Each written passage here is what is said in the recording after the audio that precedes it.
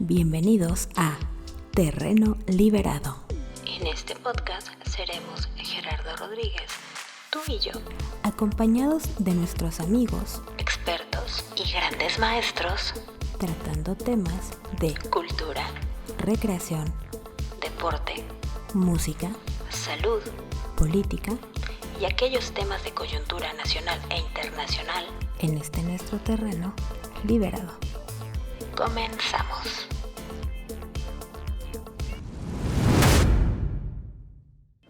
Jóvenes, ¿cómo están? Muy buenas tardes, días, noches, depende de dónde anden, en qué parte del planeta anden. Bienvenidos, estamos en Terreno Liberado, hoy aquí con Bere Mena, Rocío Berenice Mena Correa.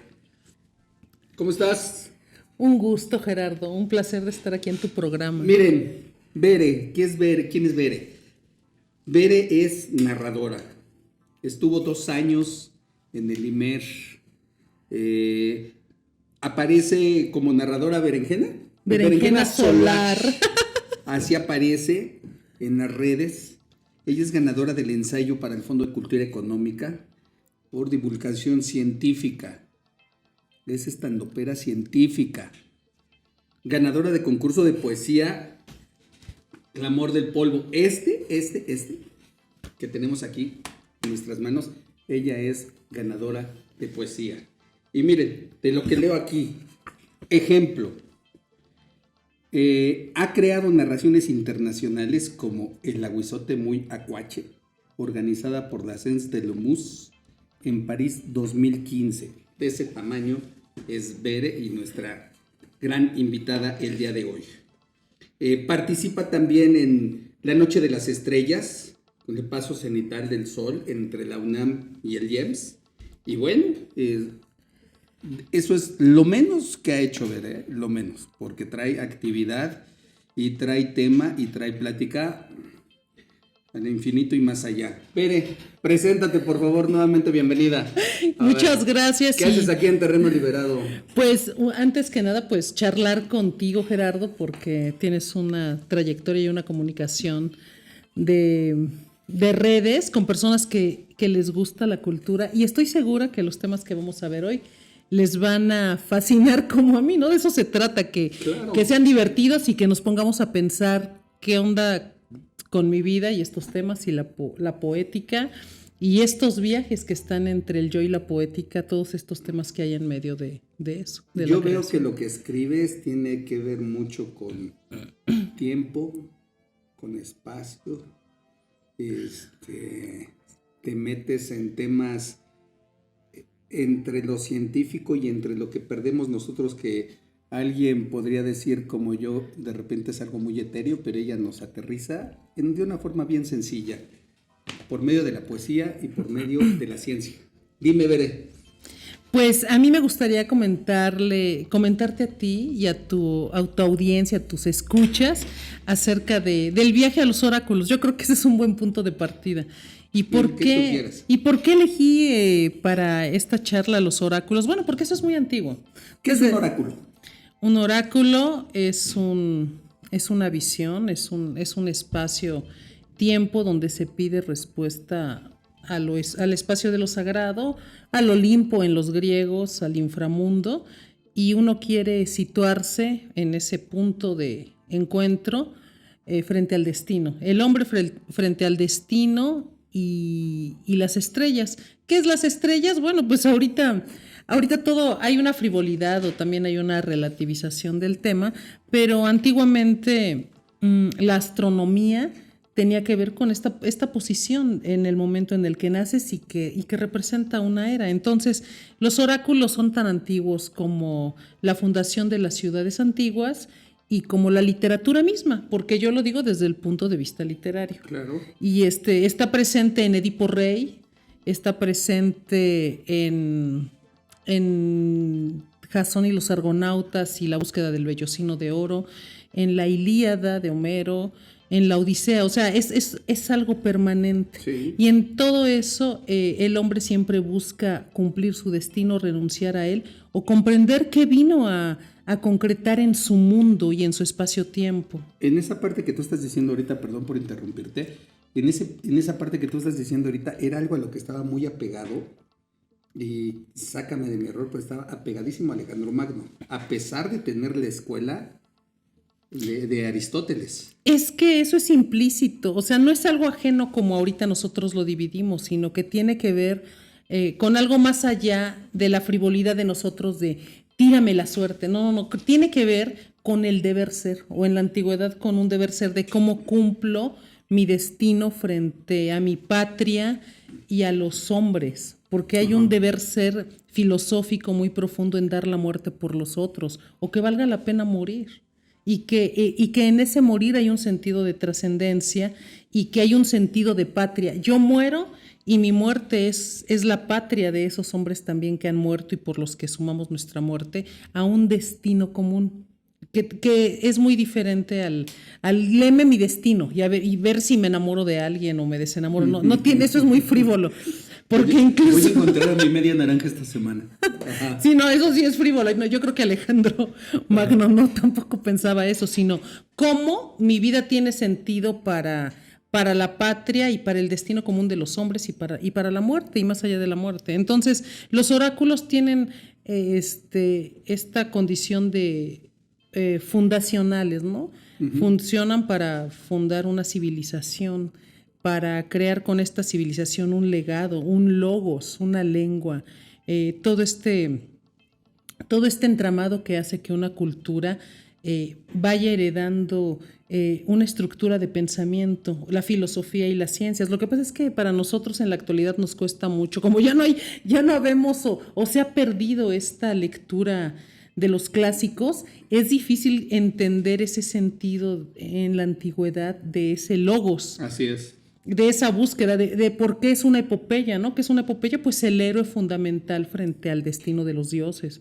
Y términos que también son difíciles de entender como ibris, que es un concepto muy antiguo y que a mí me parece incluso más duro que el cristianismo, ¿no? El ibris como transgresión, uh-huh. El ibris como aquello que rasga ese velo de lo sagrado y lo profano, y que cuando un hombre se atreve a transgredir mediante el ibris, se esperan penas que son insoportables. Por eso las pestes, las plagas.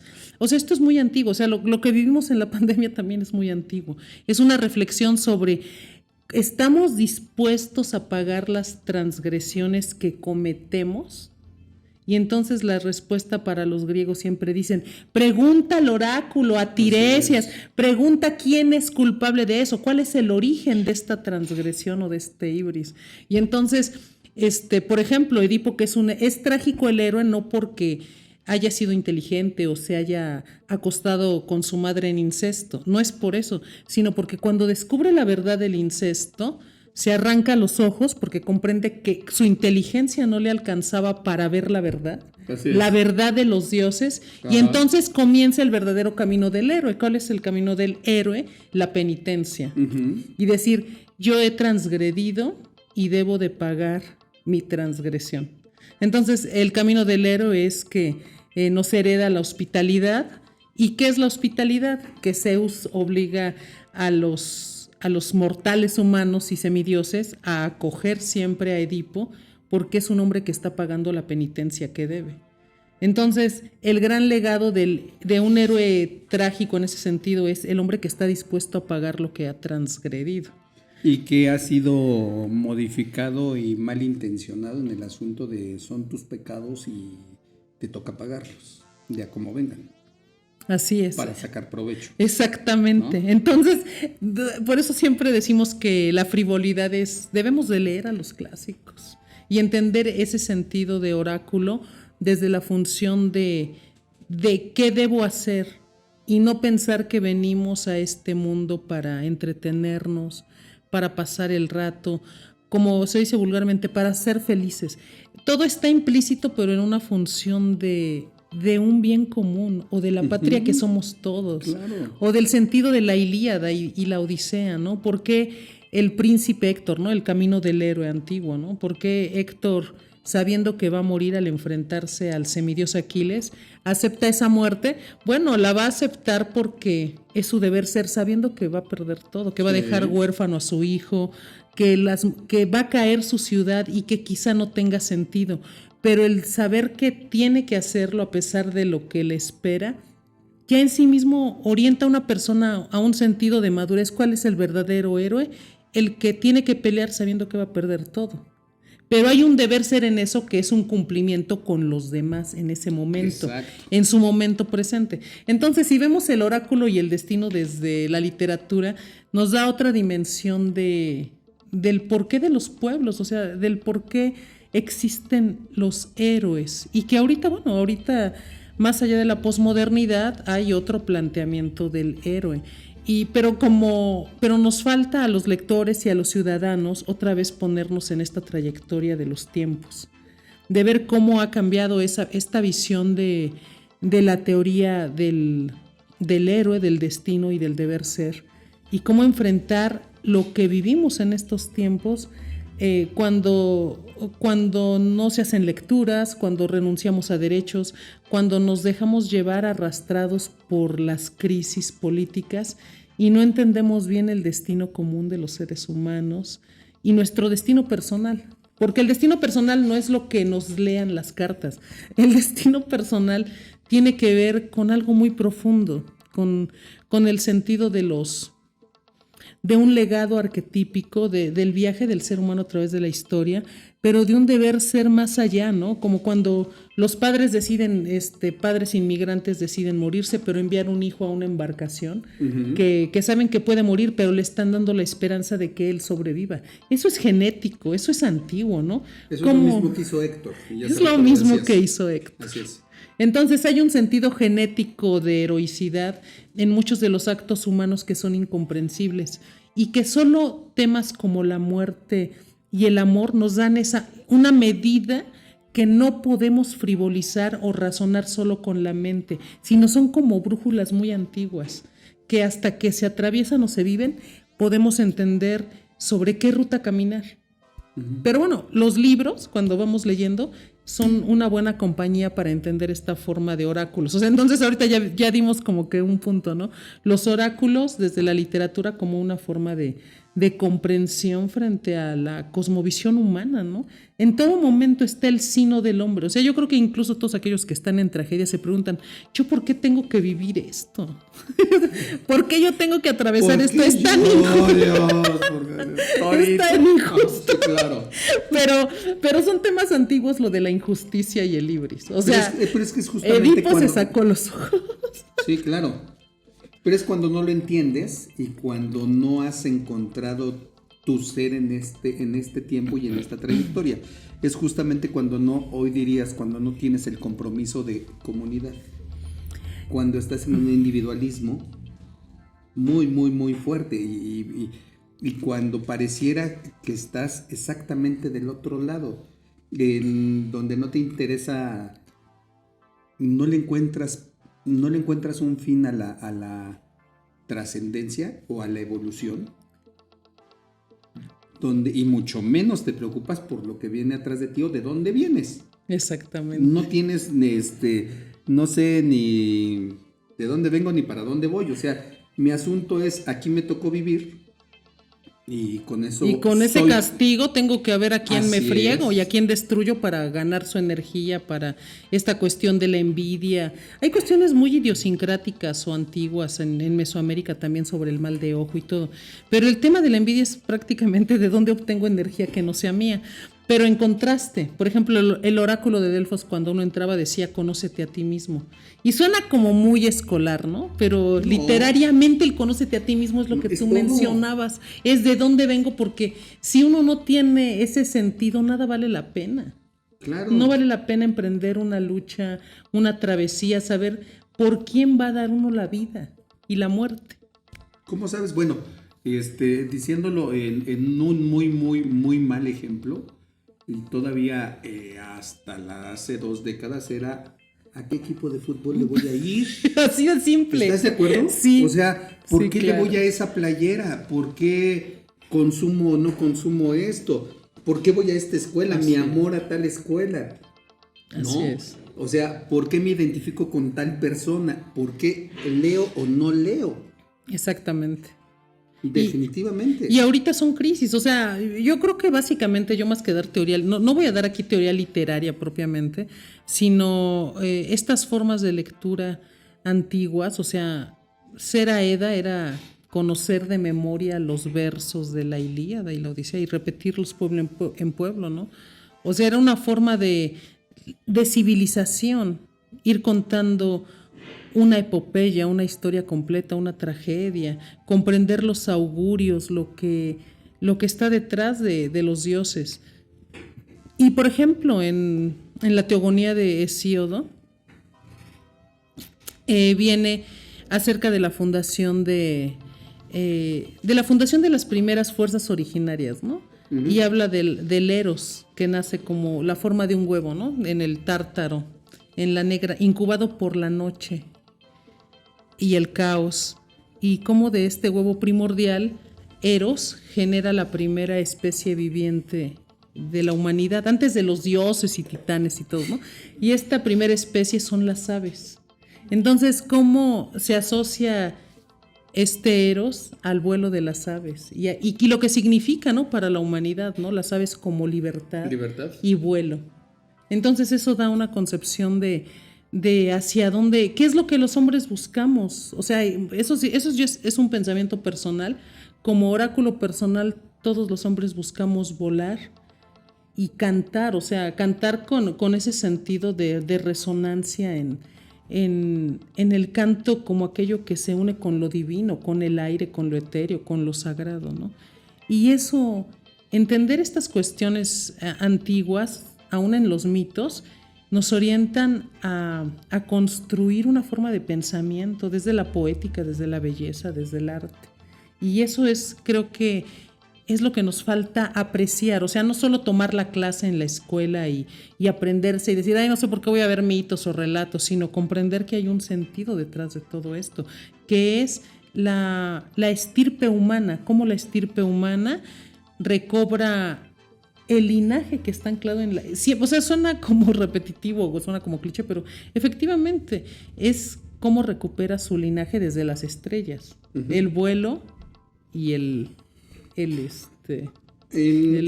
alguna ocasión aquí en Terreno Liberado tuvimos la presencia de Guadalupe López y ella nos contaba la leyenda del colibrí para los mayas. Guadalupe López, la cual le mandamos un gran saludo,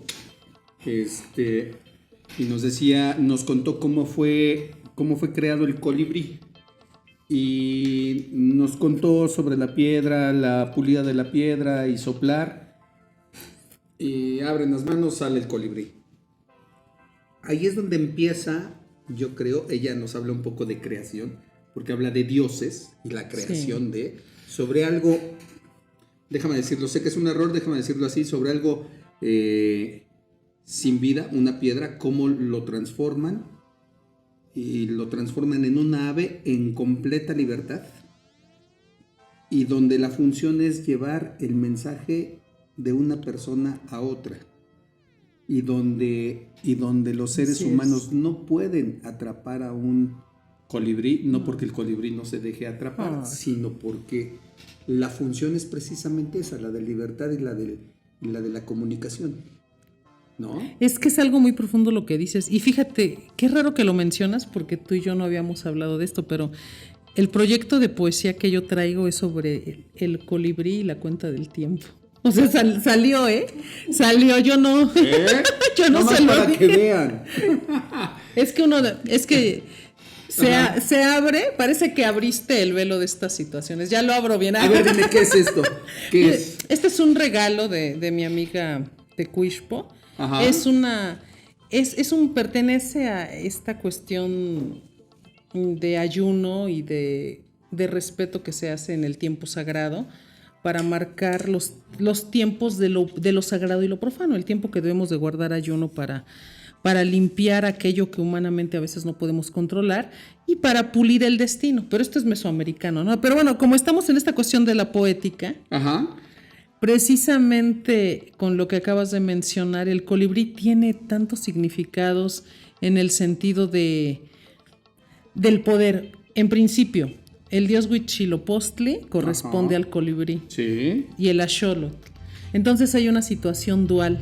En la literatura hay esta cuestión apasionante del doppelganger, que es un término alemán, el doble, el golem, Jekyll y Mr. Hyde. Claro. Siempre está esta cuestión del doble, aquello que se desdobla, aquello con el que pagamos el alma al deudor, al demiurgo, al diablo, a lo que sea. Y el antagónico. El que somos nosotros mismos. Sí. También para los dioses. Entonces esto es muy antiguo, como la cuenta del tiempo y los dioses. Y Huitzilopochtli tiene mucho que ver en astronomía. Y esto me gusta mucho cómo lo explica Eric Velázquez y también Beatriz, porque eso lo trabajamos en la Noche de las Eric Estrellas. Velázquez, saludos Beatriz, vénganse para acá. Beatriz Regalado.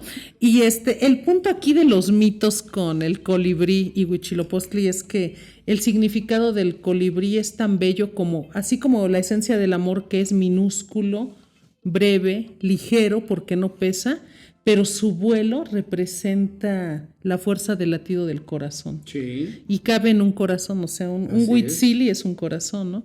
Entonces, para la astronomía, también en los tránsitos de Venus o en la medición que hacían los mesoamericanos de Venus, era Huitzilopochtli un regente de este planeta. ¿Por qué? Pues por la doble naturaleza que tenía, sobre las formas en que retornaba, se oscurecía, viajaba y luego volvía a nacer. Se le llama el tránsito de Venus. Okay. Pero para los mayas, el tránsito de Venus, y para las culturas antiguas, todo este tránsito de Venus traía catástrofes y sequías, inundaciones, era el fin de la civilización. Por eso estaban muy atentos a los tránsitos de Venus. Y matemáticamente son estos gemelos, los gemelos que viajan al inframundo, que renacen todo el tiempo y que tienen esa dualidad de llevarse a las almas y a los pueblos masivamente. ¿Del inframundo como el Popol Vuh? Como el Popol Vuh, exactamente. Todos son relatos basados en una astronomía, no astrología. Es como difícil entenderlo, pero sí lo menciono porque sí, claro. Todos los mitos son formas astronómicas de la cuenta del tiempo. Y entonces por eso nosotros en la actualidad, cuando vemos en los mitos, digamos, de los pueblos actuales, hablan mucho de los gemelos, o se les temía mucho a los gemelos, a los que son cuates. Cuates viene de coatl, de serpiente, ¿no? Sí. Pero los cuates era la dualidad de Huitzilopochtli, el colibrí y el axolotl. Entonces uno es el que da, uno es el que cuida y otro el oscuro, el que va a viajar al inframundo. Por eso se les tenía mucho miedo y respeto a los gemelos que nacían en los pueblos. Actualmente todavía se les tiene cierta... Es algo es una idiosincrasia o un pensamiento que no se sabe de dónde viene, pues viene desde estos tiempos, desde la cuenta del tiempo. ¿Cuál es el viaje del planeta Venus al inframundo cuando arrasa con los fenómenos celestes en el plano terrenal, o sea, en la Tierra, y cuando emerge y otra vez viene este periodo de abundancia en la civilización? Al menos los mayas así lo tienen, y también algunos pueblos mesoamericanos. Pero a nosotros lo que nos interesa como docentes, o a mí en lo particular, es en el rescate de los mitos, entender cómo está ligado a los tiempos ancestrales y crear esa conexión, porque no existe. O sea, la gente va a los pueblos y dice, no, son gemelos, y cuando hay cuando hay enfermos, le pides a un gemelo que escupa sobre una enfermedad, y si es el gemelo oscuro, quita la enfermedad, y si no te la mano. O sea, tienen esa creencia, pero son creencias que no se sabe de dónde vienen. Bueno, pues vienen desde los fenómenos celestes que acabaron y arrastraron con las civilizaciones, y son los atributos de los dioses, que nosotros conoceríamos como los atributos de los dioses. A ver, yo aquí tengo varias preguntas. Discúlpame si algo es muy obvio, pero a ver. Me has dejado sorprendido con el asunto de los cuates o los gemelos, realmente. Y me saltó algo que es muy feo de recordar para muchas personas. En la Amazonía se dice hoy todavía existe un pueblo que fue resultado de experimentos nazis no comprobados de Joseph Mengele, donde la mayoría son cuates. Y con lo que tú estás diciendo ahorita, lo que representan, lo que hacen y lo que no hacen, no lo que hacen y lo que no hacen, sino lo que representan, a mí me parece que en esta destrucción o en esta, no sé cómo llamarle a todo lo que hizo la dirección nazi, yo creo que era otra forma de enajenación o de sometimiento lo que querían provocar. No traigo el tema listo, pues, pero eso me saltó ahorita, me resumó muy feo. Una, dos, yo te iba a preguntar hace rato, en el asunto astronómico es obviamente muy pesado el día de tu nacimiento, entonces, pesadísimo, ¿no? Y ahorita terminas hablando sobre el atributo de los dioses. Entonces, me parece que cuando tú tienes una marca de una fecha de nacimiento, o en este tiempo, en esta línea de tiempo, que no son casualidades, sí debe de haber un origen y un destino, una misión, una visión, el qué hacer y el qué no hacer, que me parece que la mayoría de todos los que estamos aquí en este momento ahora, en esta coincidencia de momento ahora, pues no tenemos la más mínima idea. Bueno, somos sí. Quizá es por no estar conectados o tener otra... somos frívolos respecto a muchas cuestiones y hay mucho morbo respecto a las fechas de tiempo que se ha frivolizado. Todos quieren conocer su futuro. Ajá. Ojo, quieres conocer tu futuro, no tu destino. El destino es una cuestión ontológica, o sea, de un deber ser. De un ser, deber ser, cuál es mi misión en la Tierra. O sea, es más orientado a la filosofía y a la literatura. Uh-huh. Pero ¿cuál es lo mágico en esto? Porque, bueno, se puede tomar como pensamiento mágico, pero es una cuestión hasta de... Son los fenómenos que yo creo que las neurociencias ahorita apenas están abriendo este territorio a estos procesos de la fenomenología de estos sucesos. Por ejemplo, en el I Ching recuerdo mucho la introducción que hace Jung y Wilhelm Reich, uh-huh, sobre cómo Jung se mete a estos fenómenos, sobre el tema de los... el tema del azar, de la sincronicidad y de fenómenos que nosotros desde Occidente o desde la razón de Occidente son complejos de explicar y que se ponen en otro territorio. Yo aquí traigo una, ¿no? Por ejemplo, una vasija sobre donde se ponen los... ¿cómo se llaman? Estos frijoles rojos, ¿no? Los colorines. En Guatemala la lectura se hace sobre estos frijoles. Y recuerdo mucho la explicación en un congreso de mayas sobre la explicación del fenómeno adivinatorio en las culturas antiguas.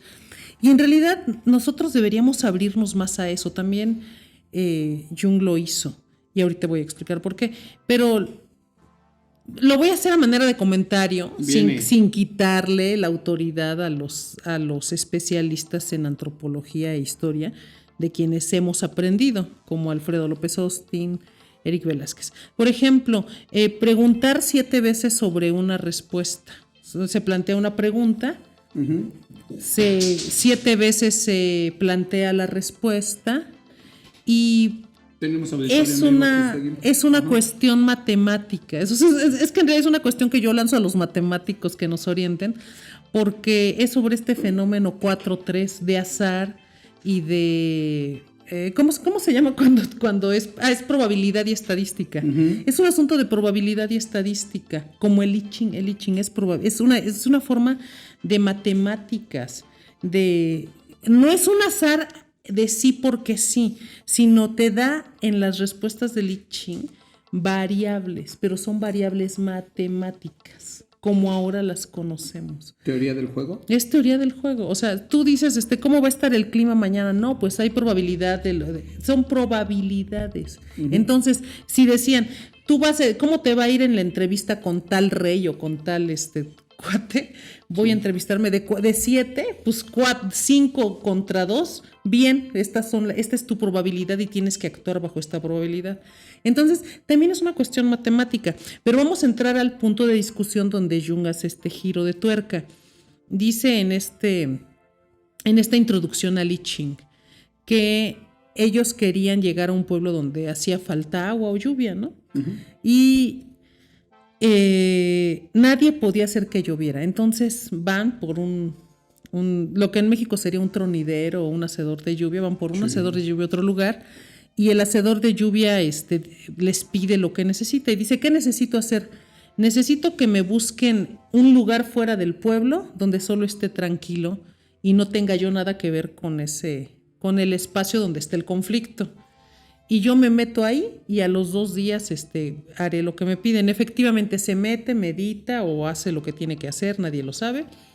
Y a los 2 días llueve. Entonces le preguntan, porque estaba ahí Jung y otro, y le preguntan que cómo lo hace. Dice, es muy simple, porque yo no tenía que mezclarme con el pensamiento que todos estaban generando de no hacer lluvia. Yo tenía que estar al margen de eso, construyendo, bueno, yo lo estoy haciendo una paráfrasis que claro. No es literal, construyendo una realidad, porque desde donde yo vengo, llueve y hay abundancia, desde ahí yo vengo y tengo que establecer mi realidad al lugar al que me lo piden. Bueno, así lo dijo él, muy fácil, ¿no? Pero creo que tiene que ver con estas cuestiones fenomenológicas de cómo ahorita las formas de ciencia o de cómo la mente también afecta la materia o estos procesos, cómo pueden existir estos fenómenos de sincronicidad los unos con los otros. Que es algo muy aplicado en algunos casos políticos. Voy a meter el comentario, no el tema político, pero en algunas partes en la política decimos el análisis concreto de la realidad concreta, que es de lo más difícil de hacer. Justamente, ¿por qué? Porque si tú no eres capaz de extraerte o de hacer un pensamiento en contra de toda esa costra que va avanzando, si no te sustraes, pues tú sigues viendo la realidad de todos los demás. Ajá. ¿No? Y puede ser que entonces, regresando a lo que nos estás diciendo, pues puedes quedarte en el tema de que no va a llover. En lugar de analizar el fenómeno o la realidad. O de generar que sí llueva porque hay otros ángulos. Así es. Y eso es lo más valioso del pensamiento de la mente. Por eso, al margen de si se cree o no en lo que estoy diciendo, yo lo digo como un fenómeno narrativo. Ajá. Al margen de eso, siempre es valioso lo que tú acabas de decir, construir un ángulo que permita dar una respuesta. A veces uno está muy viciado en el todo. Es como vivir en una vecindad. Ya claro. Te peleaste con el... Hasta porque pasas. Todo ya está, ya, y ya no hay un embotamiento y ya no se puede trabajar esto oracular que yo acabo de decir que es algo matemático sobre el azar y la teoría del juego, todas las salidas posibles. Ajá. Para toda situación hay salidas emergentes que no podemos ver y que están frente a nosotros, hasta puertas mágicas. O sea, por eso la literatura y Alicia, por eso para los matemáticos Alicia en el País de las Maravillas es exacto, valioso, sí. Por las puertas dimensionales, por los hoyos de agujero, o sea, y todo aquello que da la literatura. Yo creo que este es el gran valor del oráculo. La fantasía no es algo que los niños imaginen de más, es el conejo que nos lleva a los hoyos que estaban invisibilizados para los adultos que miramos de frente, que miramos con nuestro cansancio, con nuestro agotamiento, uh-huh. Y que la única salida es nuestra desesperación, los medicamentos que nos inhiben la conciencia y la desesperación. pero no nos dejamos llevar por el conejo y por el espejo de Alicia, ni por las puertas dimensionales. Yo creo que por eso los fenómenos narrativos deben de recordar todos estos procesos oraculares. Lo digo desde los griegos y lo digo desde lo que acabamos de hablar, ¿no? Yo el I Ching lo estoy comentando narrativamente. Sí. No estoy diciendo, yo les voy a leer les voy a tirar las monedas. Es probabilidad y estadística, pero quien se meta al I Ching tiene que respetar las reglas del juego, que son las salidas de probabilidad y estadística. Okay. Es muy interesante, por eso también los antiguos sacerdotes en las culturas, pues eran también matemáticos, o sea, uno disocia las cosas que han estado unidas miles de años antes. Uno dice, no debe ser porque estoy entrando al pensamiento mágico. Bueno, para la literatura existe el realismo mágico y las vanguardias, y no hay ningún problema con eso. Uno lee a Elena Garro y La Semana de Colores, uno lee La Noche Boca Arriba de Julio Cortázar, uno lee Aura o el Chacmol de Carlos Fuentes, o 100 años de soledad, o los 12 cuentos peregrinos. O sea, uno lee eso y no entra en conflicto. Dice, que es literatura. Claro. Pero ojo, eso que ellos rescatan como vanguardias, ojo. Cuando nacen las vanguardias, Sigmund Freud rescató de los griegos 2000 años antes la teoría de Edipo para comprender toda esta función. Y de ahí se nutren las vanguardias como el surrealismo, el dadaísmo y el cubismo para entender fenómenos de comprensión de la realidad. Entonces, por ejemplo, hay también en las vanguardias la patafísica, el teatro del absurdo, y donde se nos pide exigir desde el absurdo y desde la imaginación y el inconsciente cosas que no están planteadas de forma lineal. Y conste que yo estoy hablando del siglo XX, yo no estoy hablando de algo nuevo propiamente, esto es siglo XX.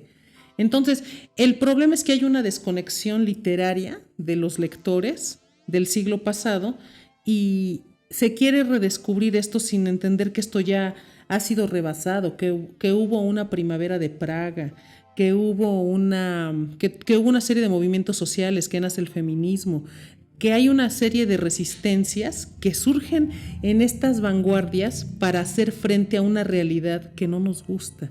Y esta realidad nos exige imaginación, nos exige hoyos de gusano. Y ahorita tenemos otros retos todavía, nuevas realidades. ¿Cuáles son estas nuevas realidades?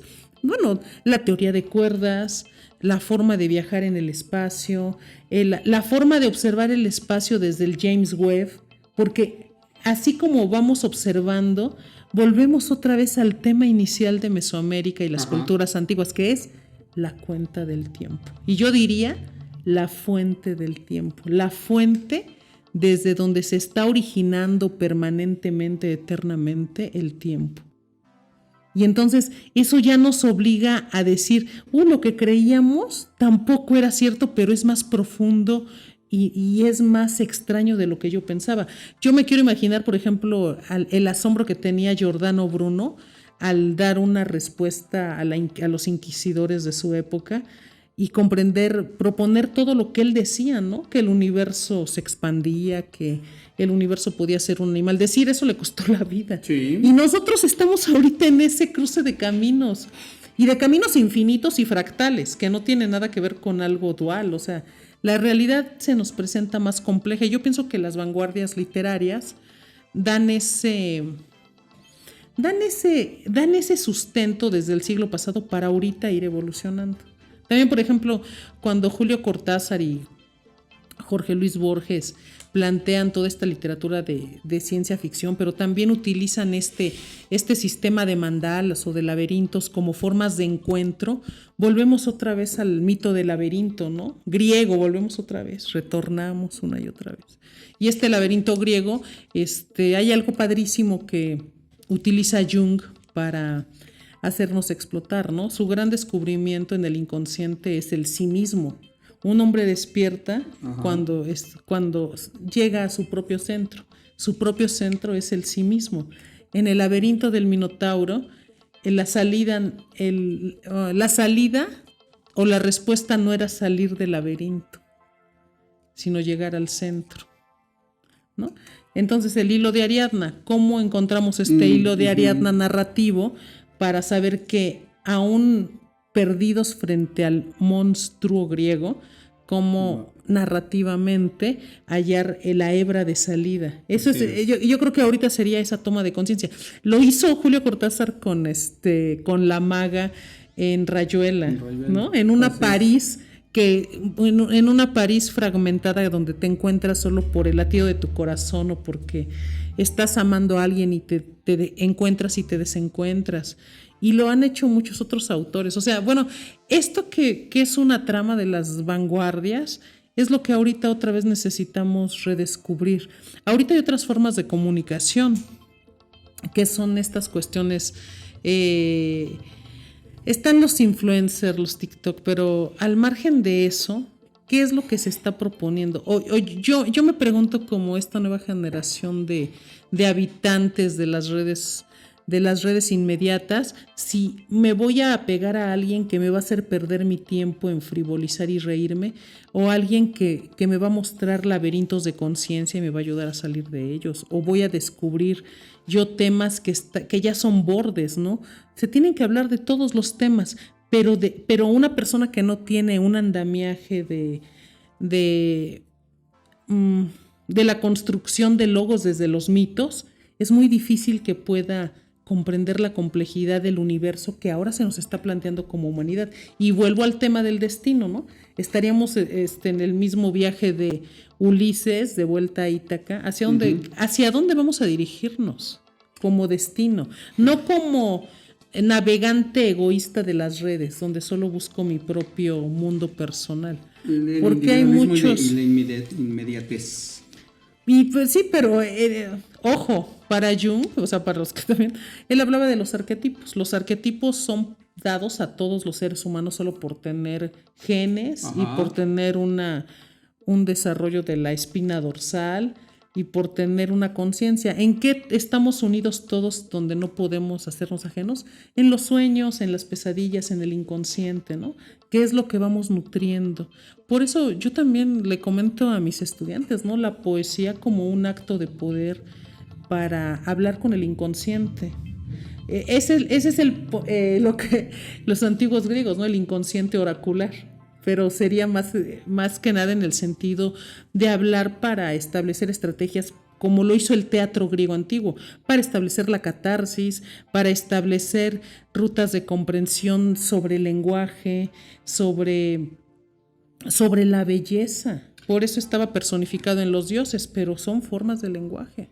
El teatro griego tenía otra función completamente diferente. Lograr catarsis. Así es. Lograr catarsis. Y era lograr catarsis, pero era un asunto también de limpieza y de pureza, de ver hacia adentro. Esa era la función del teatro griego. Y algo que se le ha olvidado al Estado, bueno, no se le ha olvidado, yo creo que hay muchas formas ahorita.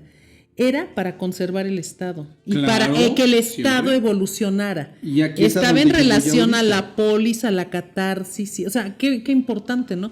Y ahorita la pregunta que nos haremos, ¿qué hace catarsis? ¿Qué nos hace catarsis? La catarsis la haces en las redes sociales de una forma, sigo diciendo, muy inmediata, y eso es todo. Y lo único que haces es ocultar tu realidad o negar tu realidad, negar tu momento. Yo ahorita no te quise interrumpir, pero a ver, me volvió a surgir algo a retumbar algo aquí. Siglo pasado, mediados del siglo pasado, hubo algunos filósofos que retumbaron en la humanidad en mediados del siglo pasado y dictaron que sí y que no, y todo el mundo lo siguió. Y me refiero, por ejemplo, a Foucault, a Michel Foucault. Que está, si lo entiendo bien, está completamente chocando con lo que tú estás diciendo ahorita.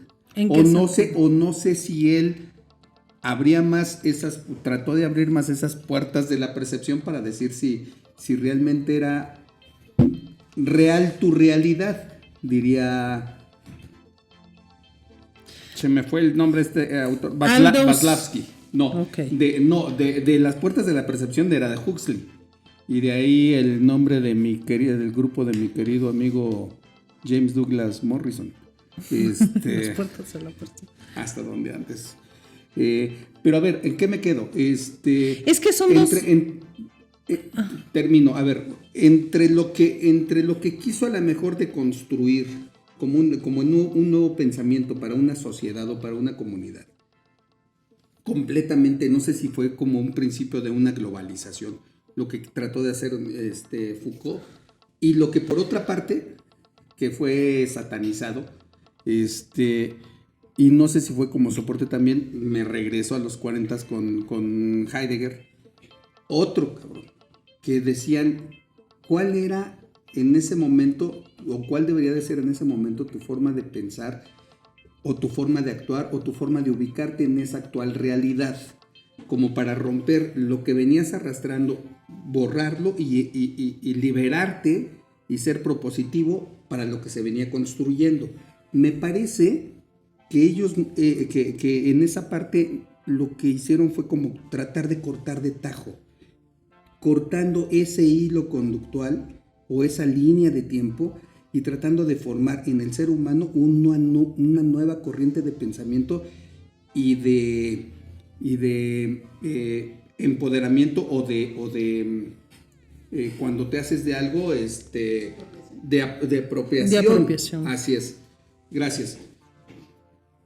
Te lo digo porque yo creo que esa parte, y por eso me regreso a mediados del siglo pasado, esa parte es la que hoy nos puede tener, hoy, 2 décadas después, casi 3 del nuevo siglo, nos puede tener en una distracción de tu yo. O sea, andamos perdidos.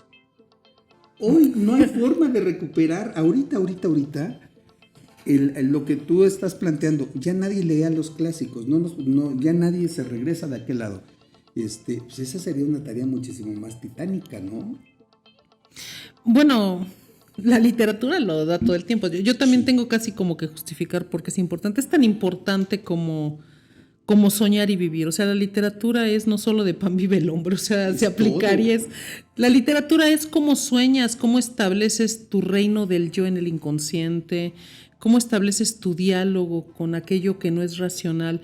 Yo siempre he dicho, ¿no? La filosofía, ¿no? Bueno, de una forma básica se ocupa del sentido de la verdad, de la falsedad, etcétera, ¿no? La ciencia, el paradigma nacido en el positivismo habla de una metodología de establecer hipótesis, de buscar respuesta. La literatura tiene algo padrísimo, ¿no? Que siempre es algo que los autores, Paul Auster, etcétera, muchos se ocupan de los claroscuros. A las personas nos causa una palabra clave: incertidumbre y dolor, estar fuera del sí o del no. Y eso es una herencia de Occidente, de lo peor de Occidente. Sí. Y la literatura, o sea, estos vasos comunicantes con la antigüedad, con el proceso medieval, con el Renacimiento, lo que nos va mostrando es que al ser humano la literatura no es moral como tal. O sea, yo no te quiero aleccionar está bien, está mal, pero vamos a ahondar en los grises, en aquello que atraviesas, que se contradice con todo en tu ser, que es incomprensible, que genera dolor y no se puede explicar, que todavía no hay categorías para definirlo o establecerlo en qué reino o en qué esfera. Entonces, eso es esto de lo que tú me hablas de Foucault. Yo en relación a los filósofos, pienso que la tarea del dominio, porque yo creo que Foucault trabajó sobre el cuerpo y el dominio, los dominios y cómo renunciar a esos dominios, pero desde mi punto de vista, él se quedó a una parte del trabajo. Yo he discutido esto con amigos también, y mi esperanza, yo lo comento a nivel personal, mi esperanza... Chale, estás en terreno liberado. Terreno liberado. Claro. Mi esperanza es que volver al tema de Mesoamérica y la cuenta del tiempo nos obliga a ver que no existe solo el tema del dominio de los cuerpos o del dominio de Occidente, sino que yo añado que hay muchos otros conceptos que los historiadores y antropólogos han hecho su trabajo. Por ejemplo, el tema en Mesoamérica, ¿no? El desollamiento, el sacrificio, el tema del ofrendado, el tema de las entronizaciones de los hombres con los dioses, etcétera. yo no lo digo solo míticamente, sino que ellos plantean también otras formas de dominio y dan otras respuestas para ese dominio. Y estudiar a los mesoamericanos es algo muy rudo, porque la sociedad actual le cuesta comprender este sentido de cómo ser sacrificado, cómo dar la sangre. No lo entiende, lo entendemos sobre los miedos de Occidente. Así es. No lo entendemos desde las cosmogonías ni desde las cosmografías, o sea, sobre estos mapas de las estrellas. Ajá. Yo no pido que lo aceptemos moralmente, porque eso la literatura nos da. Yo no pido aceptar moralmente nada. Yo pido comprensión a ángulos de la realidad en relación al universo, a cómo los antiguos creían que funcionaba el universo. Uh-huh. Entonces, en ese sentido, los relatos nos ofrecen precisamente desde la teoría narrativa estos roles del héroe y del antagónico. Yo hablé ya de los griegos, ya conversamos brevemente de los griegos, o sea, fue un vistazo así como... Nada más le hicimos así. Sí, eso fueron los griegos. Sí. Pero no hemos establecido este otro reino de Mesoamérica. Y yo el reto que le lanzo a Foucault, bueno, al pensador que fue Foucault, sí, a su obra y a ellos, ellos no alcanzaron a ver los últimos descubrimientos de conceptos mesoamericanos sobre adivinación, augurios, y me refiero a esto pensando también en Freud, en Sigmund Freud. ¿Cuál fue el valor de Sigmund Freud en su momento para el descubrimiento del inconsciente? Bueno, él se hizo de este viaje antropológico también, ¿no? Uh-huh. Tenías piezas antiguas, se trataba de explicar la cosmovisión y la teoría del sentido de la vida, la muerte, las pesadillas y los dioses como arquetipos y fetiches. Bueno, ¿quién lo desarrolla? Jung, ¿no? Él dice, bueno, no todo es sexualidad, sino hay otro ámbito arquetípico. Uh-huh. Esto no alcanzamos por el mismo tiempo-espacio a hacer esa crítica o hacer esa... no sería comparativo, hacer una reflexión acerca del dominio y de las salidas para estos dominios desde los mitos. Pienso también que se ha dejado muy mal a los mitos, porque los mitos solo se ven como un relato para contarle cuentos a los niños. Exacto. Y el mito tiene otro alcance, como lo hizo Freud. Es lo que me faltaría ahorita nos faltaría conversar con la obra de Foucault para entender estas nuevas formas que nos plantean las incógnitas del universo. Así como a los antiguos les interesaba la cuenta del tiempo para conocer un destino espiral, un destino que siempre es hacia atrás. O sea, el destino se repite una y otra vez, ¿no? Porque sí, así son ¿y qué lo marca? Los fenómenos celestes, los pasos cenitales, los tránsitos de Venus, los eclipses. Esas eran sus huellas de anclaje para entender que el destino se repite una y otra vez en las culturas antiguas. Habría que ver este sentido de destino con los filósofos, con los filósofos actuales del pasado y con los que han de venir. Okay. Es lo que nos falta establecer esta confrontación.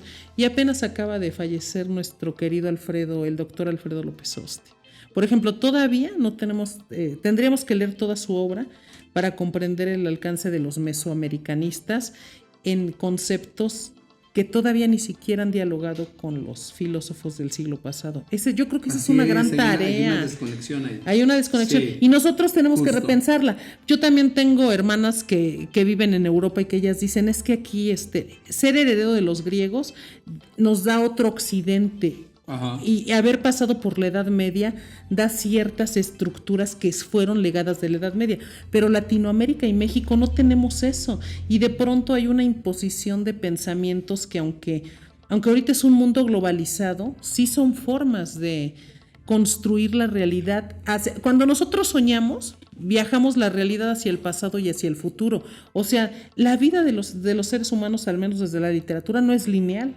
Así es. Entonces, no podemos establecer linealmente esos pensamientos pensando que Occidente somos desde el legado de Europa. De alguna manera sí, por la lengua sí, por Cervantes sí lo podemos hacer. Y hablar de Cervantes es una belleza. Okay, sí, hablar de la Divina Comedia hay otro legado. Ajá. Hablar de la lengua. pero nos ha faltado ahora sí, así como fue el boom latinoamericano, ver qué pasó con ese giro, y ahorita estamos en otro proceso, en otra, más allá de la posmodernidad, necesitamos hacer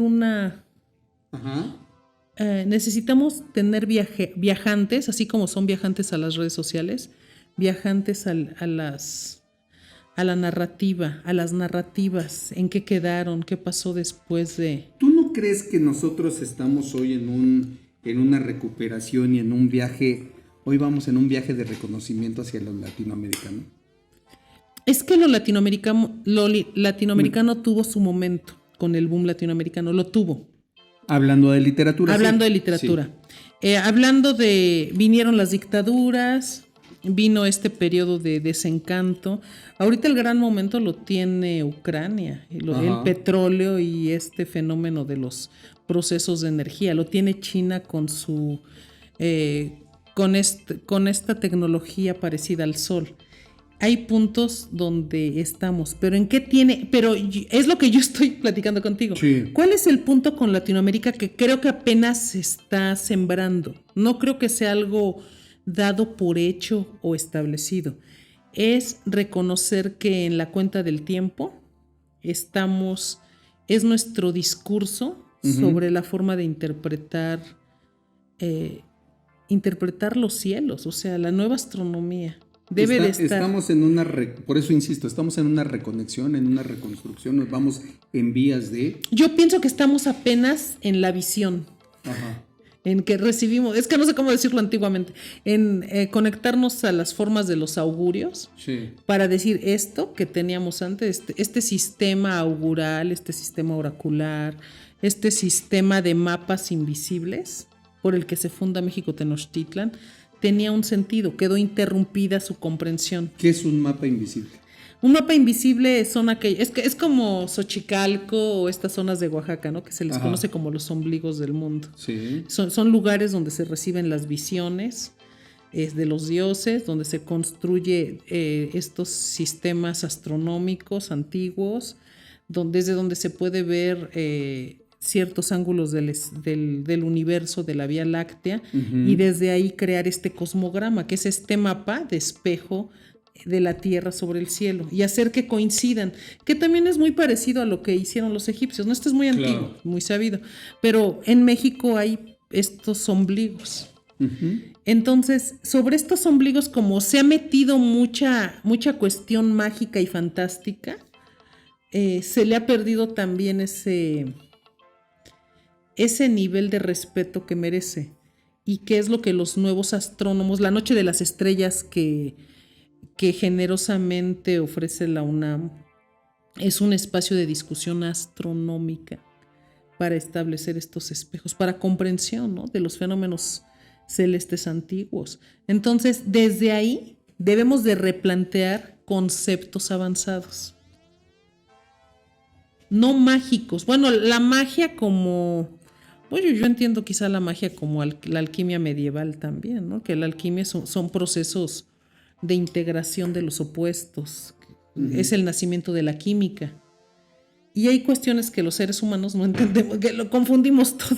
Sí, claro. Entonces pienso que debemos de replantear conceptos mesoamericanos con la astronomía actual y entender desde qué punto se veían. Por eso el Códice Maya, este libro, que es el conocido como el más antiguo de América Latina, el Códice Maya de México, sí, tiene ese valor, porque es un mapa de Venus. Es uno de los muchos mapas de cómo funciona Venus. Es uno de los muchos. Pero establecer las imágenes, unas imágenes de desollamiento, de sacrificio y todo, desde los mitos, ese es el reto. Nosotros también necesitamos romper el estigma occidental que tenemos de esa dicotomía. Yo creo que esa es una de las...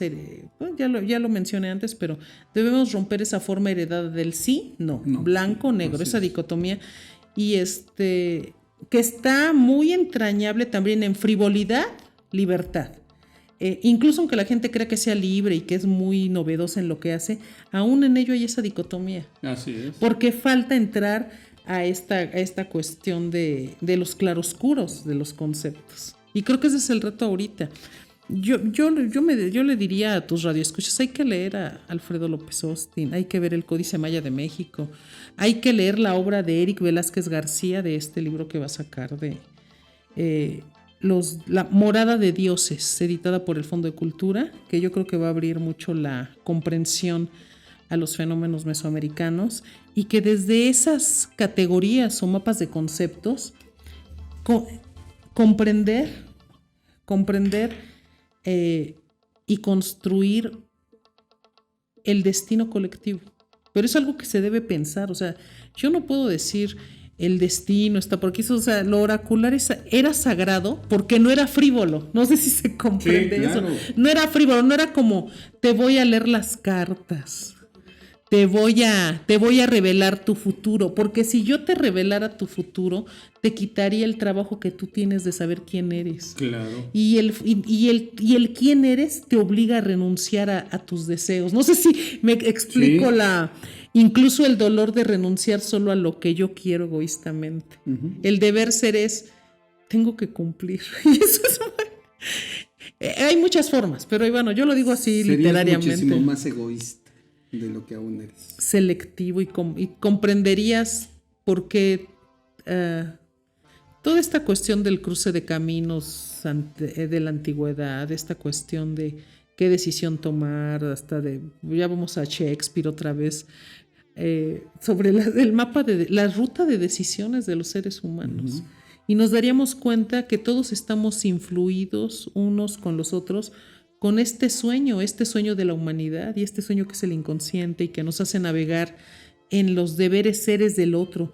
Yo a veces también me he cuestionado, ¿no? A veces yo creo que puedo hacer lo que yo quiero y resulta que hay una serie de fuerzas alrededor de mí, amigos, sincronicidades, sucesos, cuestiones al azar que son matemáticas, que permiten o no permiten las cuestiones, ciertas situaciones. Entonces, en realidad estamos muy sujetos a cuestiones que no queremos, que no deseamos y que tenemos que pasar colectivamente, como los temblores, la pandemia, el hecho de habernos encerrado en las casas y empezar a soñar las pesadillas de otros, que es más inconsciente colectivo que eso, ¿no? Que estarnos muriendo los unos con los otros, o que estar atravesando miedos que tú en tu casa de persona privilegiada, tú en tu pobreza, pero el mismo sueño era la muerte, cabalgando. Esas cosas solo se pueden entender por la poesía también. Sí. Una persona despierta, yo recuerdo, ¿no? Amigos poetas, Enrique González Casanova, en su amada memoria, ¿no? Decía, lo que tienen que hacer para aclarar la conciencia es leer, desayunar y cenar un poema diario. Y se les va a afinar la conciencia y el sentido de las cosas. Conste que no decía lo que hagan bien o mal, sino un sentido de sabiduría que te va a permitir aclarar cuando todo está oscuro. ¿Por qué? Somos seres comunicantes. Es un asunto de liberación. La libertad está ahí. Quieren ser libres, empiezan a leer poesía. Porque les va a abrir el sentido del corazón, del sentir. Y vamos a poder sentir unos con otros los dolores que nos atañen. O sea, por eso la pandemia, si nosotros no hubiésemos rescatado ese sentido de dolor colectivo, no tuvo enseñanza ese proceso tan duro de 2 años, ¿no? Porque si no, con cada persona que moría, tú también te enterrabas uno a otro. No había una manera de huir de eso, ¿no? No podías decir, ya me salvé yo, pero sabías que había muerto otro y morías con él. Es ese sentido. Es. Sí, y además te quedabas en la incomprensión atado a ese sentido de, bueno, esa egolatría y ese sentido de pertenencia. Ahorita estaba pensando en 3 cosas, bueno, muchísimas, tengo aquí muchísimas notas, nada más que no te quiero interrumpir, Bere, pero me preocupa una cosa, me preocupa desde el trazo del Tren Maya y esa destrucción, que hay una destrucción en esa construcción de modernidad, pasando por pura tierra, por ese territorio maya, destrucción de vestigios, quieran o no, están pasando por ahí. Me preocupa eso. 2, ahorita y se me está escapando el punto. Se me fue ahorita recupero la otra pregunta que tengo aquí. Pero a mí me parece que... ya me acordé. A ver, también por eso tuvimos de gran peso, o se le ha dado ese gran peso, esa recuperación a nuestro rey poeta prehispánico. Nezahualcóyotl. Ok, ahí voy, mira. A ver, bien. Yo solo puedo... Creo que la literatura da muchas respuestas y lo del Tren Maya le voy a dar una... No es como tal, yo no puedo dar respuestas que sean totales, ¿no? Solo es una... ¿Es un punto de vista? Es un ángulo? Es un ángulo y una visión. La respuesta al Tren Maya es esta, ¿no? Y volvamos a los griegos, al mito de Sísifo. Ok. ¿Cuál es el mito de Sísifo? ¿No? El hombre, yo creo que él representa también es un héroe, pero es un antihéroe. O sea, el Sísifo era muy inteligente, ¿no?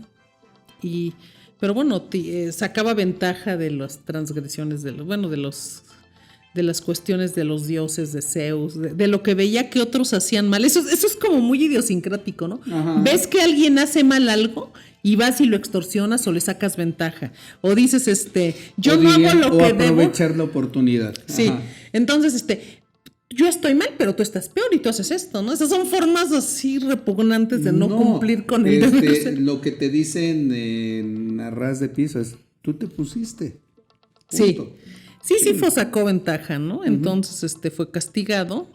¿Cómo fue castigado? Pues subiendo esta piedra, ya sabemos, volviéndola, ya hasta que llegaba arriba cargándola, volvía otra vez, una y otra vez. No, con esto nace la filosofía del absurdo. Pero ¿cuál es el ibris? O sea, el ibris es la transgresión también de yo me creo más inteligente que toda situación. Yo creo que esta cuestión del ibris griego da para comprensión de todos los fenómenos políticos y humanos. ¿En qué sentido?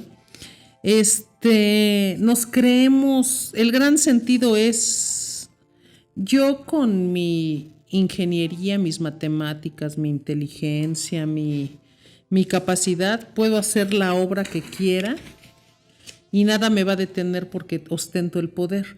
Pero ojo, yo nada más narrativamente digo, ahí está el metro de Tláhuac. Okay. Todo acto que tiene transgresiones, porque aparte parece que los mayas en sí mismo es un territorio del inconsciente, ¿no?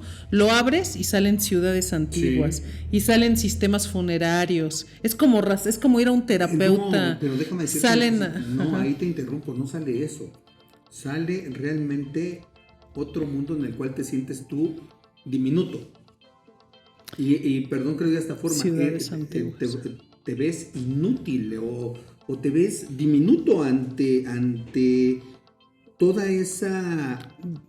A vestigios poderosos. Sí, que no alcanzas a comprender realmente la magnitud del avance, el alcance. Exactamente. Hasta ya no llegas. Entonces es como haber rascado un suelo, es como haber rascado aquello que te va a hablar y que te va a establecer un lenguaje.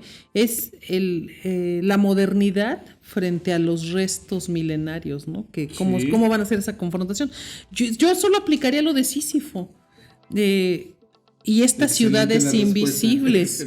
¿Hasta dónde va a llegar este ibris? Y si los que están haciendo este trazo, porque este trazo de mapeo narrativo, están dispuestos a dialogar con esa antigüedad.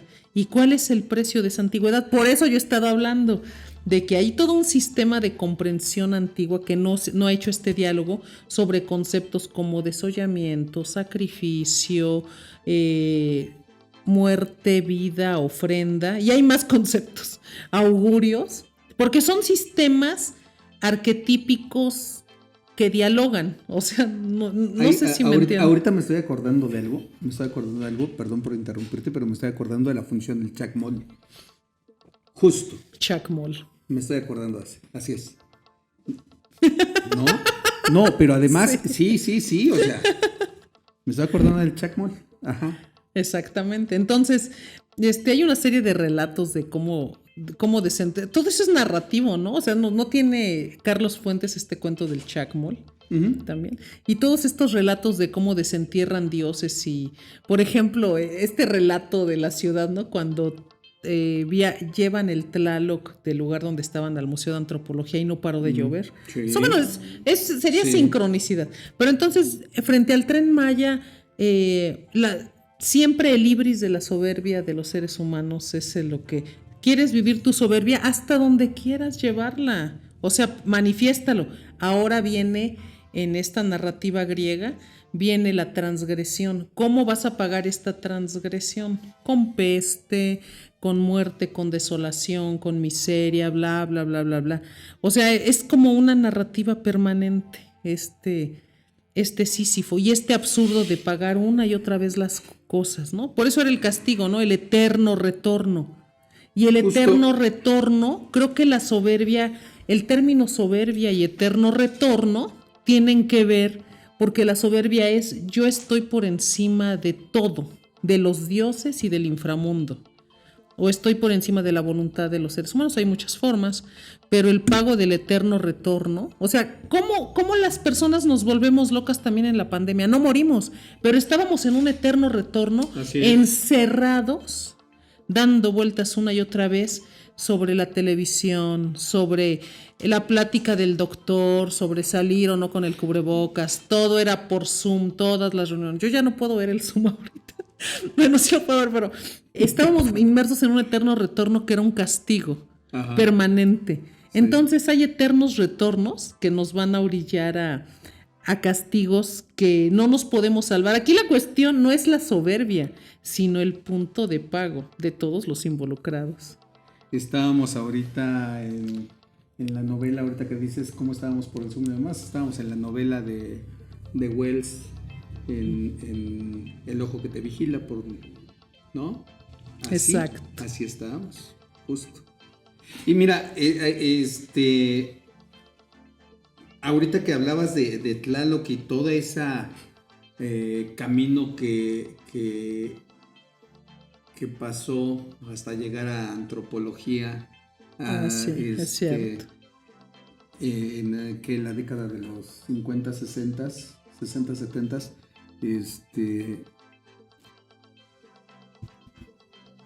tú dices estuvo lloviendo, alguna coincidencia, lo que quieras, pero es algo que no terminamos de entender, ¿no? Y que hoy se repiten las cosas nuevamente, por eso quiero hacer ahí el match con lo de las obras en el sureste. Terminamos de no entenderlo porque, a ver, yo, emperador mexica, no es cierto, pero yo, presidente de la República, abro la cultura, me traigo lo que encuentro, en lugar de respetar la ciudad, la historia, los pueblos, los lenguajes, los idiomas, en lugar de hacer todo eso y abrir la mente y el espacio y respetar, en este caso, al Tlaloc en el sitio, y haber hecho una ciudad, entiéndase, Museo de Antropología, en el sitio, no.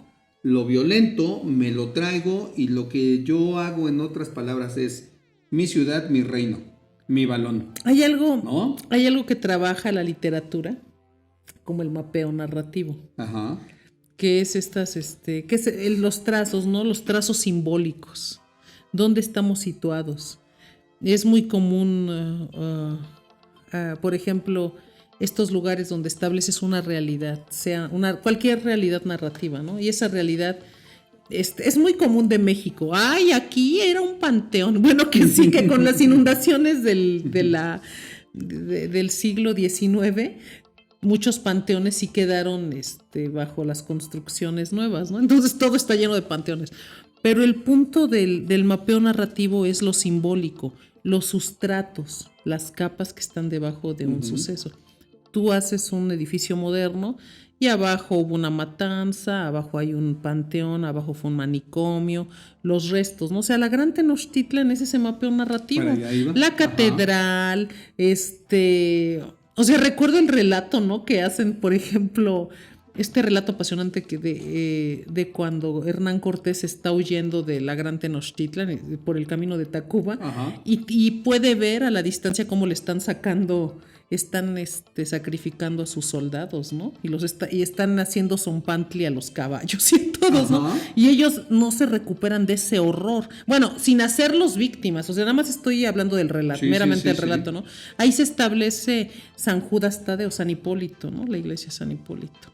Entonces era para restablecer a los mártires. Yo también digo, cada uno desde su trinchera se va a sentir impactado de la violencia del otro. Pero yo también no me imagino, ahorita claro, yo estoy hablando de esto, pero también soy occidental porque no puedo renunciar a mis estructuras de dominio y de control y de poder así, porque sí las puedo reflexionar. A tus trayectodependencias, dice un máster. Exactamente, pero sí las puedo establecer sobre ellas reflexiones y dialogarlas con ellas. Saludos, Adolfo Uribe, hasta dónde andas. Entonces, yo no me imagino el horror de ver cómo le sacaban los corazones y él viendo, ¿no? Huyendo. Por eso habría que ver por qué San Judas es el santo de las causas imposibles. Imposibles frente al horror de comprender un sistema de sacrificios. Pero ojo, quienes vinieron también venían de un sistema medieval Claro. de increíble violencia también en las luchas medievales. Era Entonces, peor. cada quien, ¿no? Es como un espejo. Es como se espeja. Yo puedo hacer. Ay, le saca el corazón más fuerte. No, yo mato de determinada manera, ¿no? Pero es horrible, porque la conciencia humana funciona espejeándose. Uno no ve el mal que hace, lo ve en el otro haciéndolo, y solo así podemos nosotros entrar en apertura. Porque necesitas la ayuda de que alguien te saque de ese entorno y te puedas ver, como coloquialmente decimos, los toros desde el barril. Entonces, la historia da esos ejemplos brutales. Ahora, meterse al mapeo narrativo es precisamente esa estructura del relato. ¿Tú crees que estás hablando un relato siempre desde la superficie? Tú puedes estar en un edificio padrísimo, en un departamento, hablando frivolidades sobre tu último encuentro de Tinder, ¿no? Y abajo en tu edificio se están matando, habitan narcos, rentan tales. O sea, es decir, nunca vamos a estar solos en aunque nosotros seamos egoístas, individualistas y frívolos, nuestra conciencia no está encapsulada a eso. Si comprendemos que el mapeo narrativo son los sustratos de abajo arriba, o sea, sería el inframundo antiguo, el Olimpo, las salidas o la orientación mesoamericana de norte, sur, etcétera. No vamos a entender tampoco cuál es nuestra función. Pero ojo, se nos va a reventar.